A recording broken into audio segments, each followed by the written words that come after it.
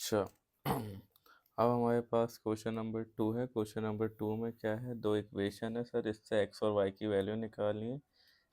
जब भी इस तरह का सवाल आ जाए जिसके अंदर एक्स भी मौजूद हो और आपके पास वाई भी मौजूद हो, तो सर इसमें तो एक्स और वाई की दोनों की वैल्यू निकलेगी, एक ही वैल्यू निकालना तो नियर टू इम्पॉसिबल है, लेकिन पॉसिबल है। अगर हम क्या करें, किसी दो वैल्यूज़ को सेम कर दें, किसी दो वैल्यूज़ को क्या कर दें, सेम कर दें। जैसे कि हम कोशिश करते हैं कि एक्स वाले को सेम करें, कि यहाँ पे 3 और यहाँ पे 2 है, क्या 3 का कुछ ऐसा नंबर बन सकता है और 2 के साथ कोई ऐसा नंबर बन सकता है जो कि आपस में माइनस हो जाए तो ये एक्स की वैल्यू ख़त्म हो जाए। अगर ये एक्स की वैल्यू ख़त्म हो जाती है तो वाई की वैल्यू निकालना बहुत ज़्यादा आसान हो जाएगी कंपेयर करके। और देन वाई की वैल्यू आ गई तो जस्ट आपने पुट करना है किसी भी इक्वेशन में, तो आपके पास एक्स की वैल्यू आ जाएगी। तो अभी देखिए हम क्या करते हैं, हम देखो 2 को 3 से दे दो और 3 को क्या दे दो, 2 से दे दो।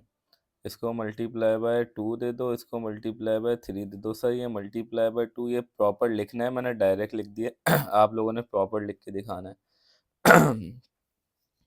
तो बेटा 2 3 का क्या हो जाएगा, ये पूरी इक्वेशन से मल्टीप्लाई होगा। 2 2 3 का 6x हो जाएगा, 2 2 का 4y हो जाएगा, और 2 8 का क्या हो जाएगा, ये 2 8 का 16। ये नई इक्वेशन बनी। यहाँ पे ये 3 से मल्टीप्लाई होगा, 3 2 का क्या हो जाएगा, 6 हो जाएगा, माइनस 3 4 का क्या होता है, 4 1 का 4 2 और राइट 4 3 का 12 हो गया। और बेटा 3 10 का क्या होता है, 30 होता है। ये आपके पास दो इक्वेशन बन गई। सर ये बनाने की ज़रूरत क्या थी। अब हम क्या करेंगे, अगर हम इन दोनों को, ये इक्वेशन 1 कहलाती है और ये इक्वेशन 2 कहलाती है, अगर हम इन दोनों को कंपेयर करते हैं, क्या करते हैं बेटा, कंपेयर। कंपेयर मतलब होता है माइनस करना। कंपेयर मतलब क्या होता है, इसके नीचे वाली वैल्यूज़ को, अब मैं यहाँ पे कंपेयर लिख के दिखा रहा हूँ, लिखेंगे आप हेडिंग कंपेयरिंग 1 और 2, आपको स्पेस दी गई होगी यहाँ पे, तो आपने उस स्पेस का इस्तेमाल करना है। कंपेयर का मतलब मैं अभी, आपने दोबारा वो दोनों इक्वेशंस लिखी 6x माइनस 12y। अब आप क्या करते हैं, कंपेयर में जो नीचे वाले के साइन होते हैं ना, वो चेंज कर देते हैं। ये प्लस था तो माइनस, ये माइनस तो प्लस, ये भी प्लस था तो माइनस।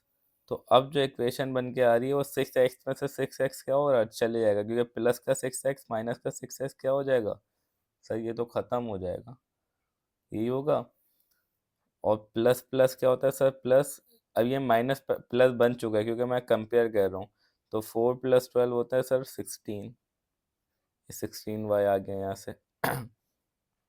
और प्लस माइनस क्या होता है सर, माइनस 30 में से 16 गया तो क्या बचा, 14 बचा। तो भाई y इज इक्वल टू 14/16, 2 के टेबल से 2 7 ज़ा 2 8 ज़ा 16। तो बेटा y की वैल्यू तो आपके पास क्या आ रही है, y की वैल्यू आ रही है सर आपके पास 7/8। y की वैल्यू आ गई तो x की वैल्यू निकालना बहुत ज़्यादा आसान है। किसी भी इक्वेशन में पुट कर दो, x की वैल्यू आ जाएगी। हम पहली वाली इक्वेशन लेते हैं।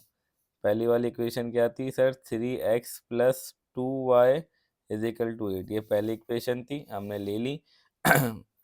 3x एज इट इज रहा क्योंकि x की तो वैल्यू चाहिए। y की जगह क्या पुट हो जाएगा, वैल्यू क्या आई थी y की, 7/8, तो 7/8 पुट हो जाएगा। 2 7 का होता है 14, 8 एज इट इज रहा। यहाँ पे भी क्या रहा, 8 एज इट इज, और 3x यहाँ से एज इट इज रहा। सिर्फ 2 7 का 14 हो गया। तो पहली बात ये कट भी सकता है, 2 4 था और 2 7 था, तो ये 7/4 बन जाएगा। सही है। और ये प्लस का 7/4 वहाँ पे जाके क्या हो जाएगा, ये प्लस का है ना, मुझे जो चीज़ चाहिए होती है उसको अकेला करना होता है, तो प्लस का है वहाँ पे जाके क्या हो जाएगा सर, माइनस का 7/4। तो ज़रा इसका एलसीएम लेंगे, तो यहाँ पे ये 4 नीचे आ गया, नीचे का यहाँ पे कुछ नहीं है तो 1, तो इन दोनों को 4 से क्या दे देंगे, मल्टीप्लाई। तो 8 1 ज़ा 8 2 16, 8 3 ज़ा 24, 8 4 ज़ा 32। तो बेटा ये 32 हो गया, -7 हो गया। सही है, 3 अब भी यहाँ पे मौजूद है। 32 - 7 आपके पास क्या होता है, 32 माइनस आप 7 आपके पास होता है 25। क्या होता है 25, और नीचे क्या है 4। ये मल्टीप्लाई हो रहा है, यहाँ पे आके क्या आ जाएगा डिवाइड में। 4 3 क्या होता है 12 होता है। तो x की वैल्यू आपके पास बन रही है 25/12। x की वैल्यू आपके पास 25/12 बन रही है, जो कि मे बी सही होनी चाहिए।